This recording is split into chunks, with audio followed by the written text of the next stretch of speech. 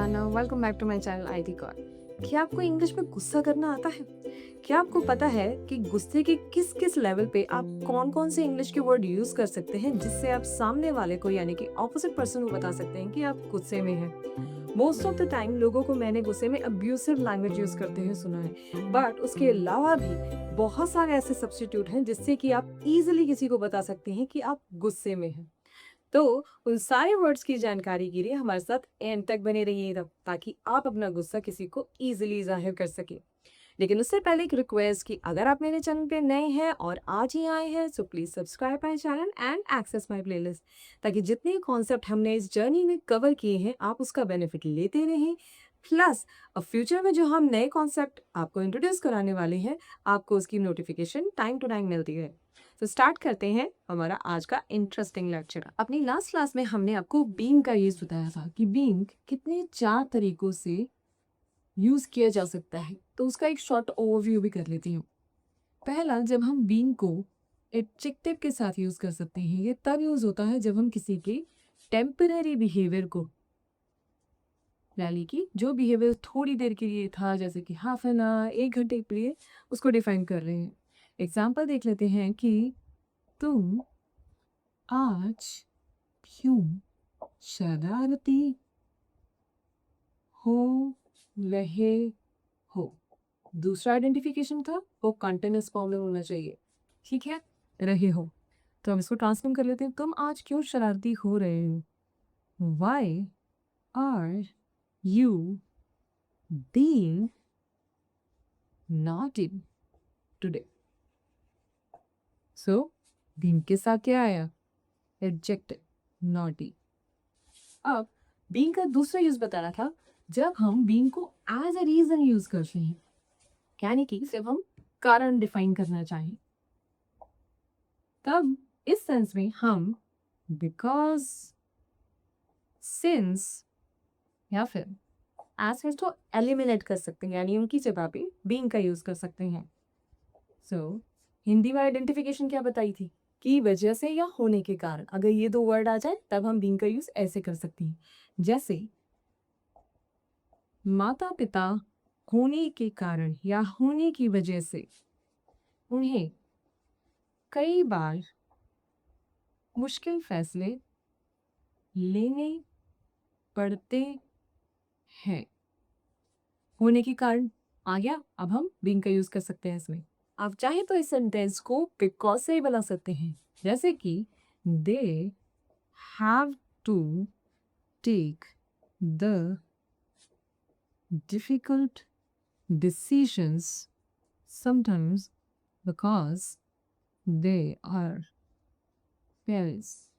और अगर आप बिकॉज को एलिमिनेट करना चाहते हैं तब ये ट्रांसफॉर्म होगा ऐसे,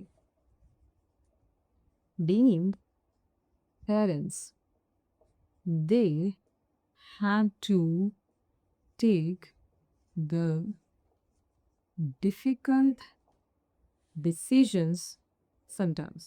so being parents यानी कि होने के कारण और होने की वजह से। हमने इस सेंटेंस में हैव टू का यूज़ क्यों किया है? क्योंकि जब भी सेंटेंसेस में, हिंदी के सेंटेंसेस में पढ़ता है, पढ़ते हैं आता है, तब हम हैव टू का यूज़ कर सकते हैं। और ये सारी चीज़ें मैंने डिटेल में अपने ऑक्सिलरी वर्ब के लेक्चर में कवर किए हुए हैं। आप चाहें तो एक बार जाकर उसको गो थ्रू कर सकते हैं। अब आते हैं हमारे बीइंग के थर्ड यूज़ पे। बीइंग का थर्ड यूज़ मैंने बताया था पैसिव वॉइस के साथ, लेकिन तब क्या होना चाहिए? हमेशा कंटिन्यूएशन में, यानी कि सेंटेंस में क्या आना चाहिए? रहा है। एग्जाम्पल देख लेते हैं।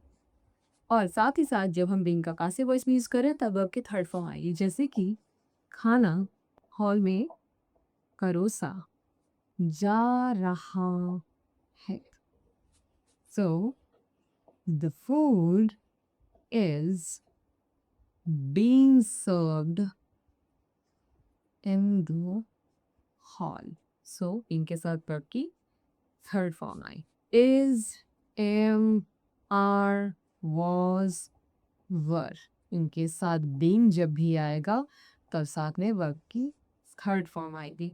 हमेशा याद रखिएगा, यहाँ जा रहा है तब मैंने इज बीइंग यूज किया है। अगर जा रहा था होता तो वॉज बीइंग सर्व्ड।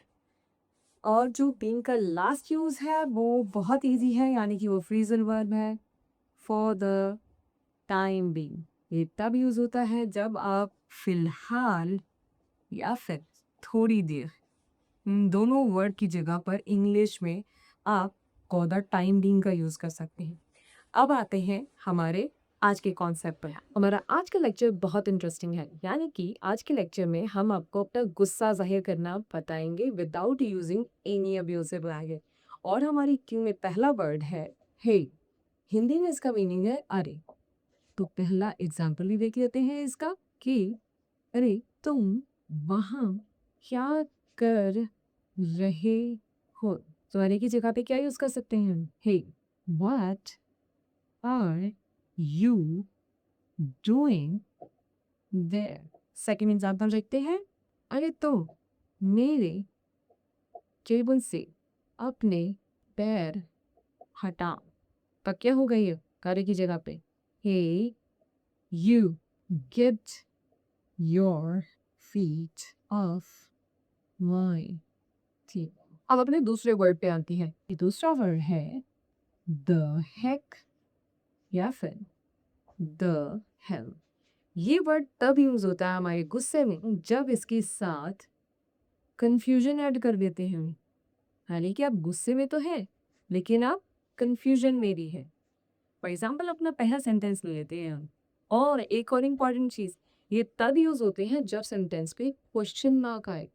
तो इसकी एग्जाम्पल मैं आपको बताया कि जैसे कि तुम क्या कर रहे हो, क्वेश्चन आ गया। लेकिन अगर मैं सिंपली सेंटेंस को बनाऊं तो ये क्या होगा?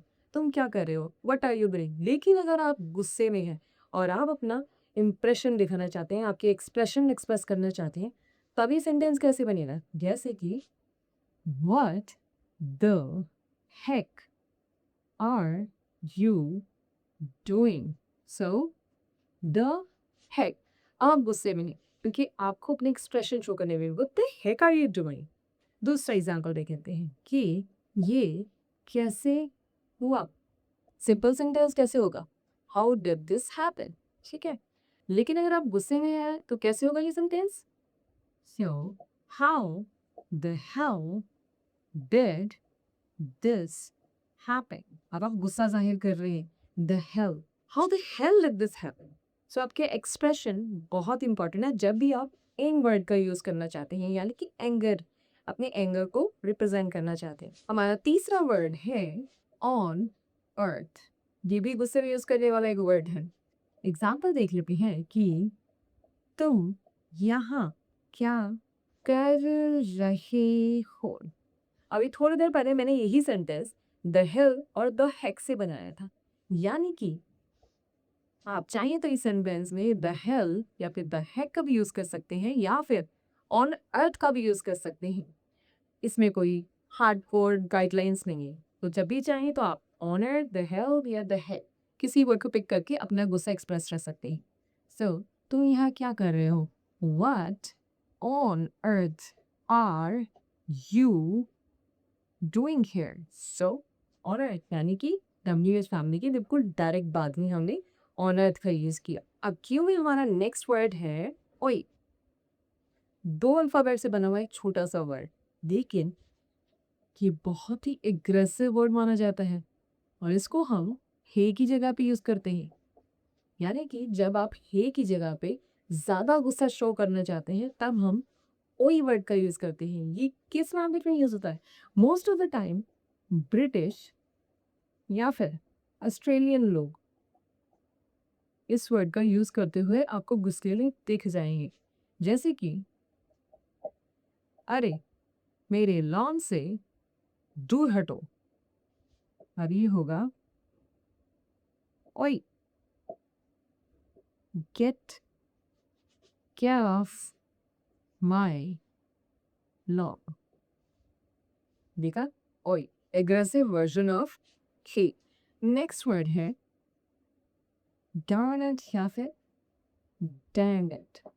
ये कब यूज होते हैं? जब आप हिंदी के सेंटेंस में अरे नहीं, यानी कि अपनी फ्रस्ट्रेशन शो करने के लिए। एग्जाम्पल देख लेते हैं। अरे नहीं, मेरी बस छूट गई।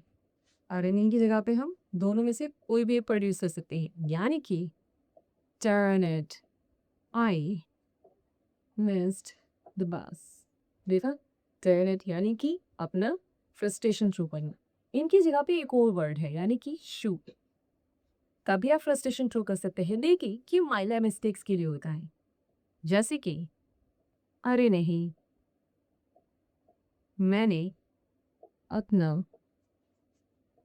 पेन खो दिया, मतलब लकी पेन खो दिया। So shoot, I lost my lucky pen. जब भी आप फ्रस्ट्रेशन शो करना चाहते हैं और अरे नहीं एक्सप्लेन करना चाहते हैं फिर गुस्से में, तब आप शूट डर्न इट का डायरेक्ट वर्ड का यूज कर सकते हैं। आज की क्लास को यहीं पर आप करते हैं, लेकिन डोंट वरी, हमारे पास और भी बहुत सारे वर्ड हैं, इसलिए ये कॉन्सेप्ट नेक्स्ट क्लास तक जारी रहेगा। अब आते हैं हम अपने रैपिंग पार्ट पे, यानी कि आज का वोकैबुलरी ऑफ द डे। और आज का वोकैबुलरी ऑफ द डे है फैन। तो इंग्लिश में इसका मीनिंग है intense and violent enthusiasm in something on something but stays for short। और ही में इसका मीनिंग है थोड़े समय का पैशन या फिर शरीर। एग्जाम्पल देख लेते हैं कि इस खिलौने पर इतने पैसे खर्च मत करो, ये थोड़े समय का ही पैशन है। और उसको पास डाउन कर लेते हैं that don't spend too much money on this toy, it is just a passing pen। I hope कि आज का वर्ड आपको इंटरेस्टिंग लगा होगा और आज के जितने कॉन्सेप्ट यानी कि आपके गुस्से को जाहिर करने के जितने वर्ड्स मैंने आपको समझाए हैं उसका यूज आपको समझ आया है। फिर भी कहीं कोई कॉन्सेप्ट में आपको कंफ्यूजन है, so don't forget to mention in the comment. Till the time, keep learning, keep speaking, don't forget to like, share and subscribe, and we will see you in our next video with the interesting concepts. Bye bye.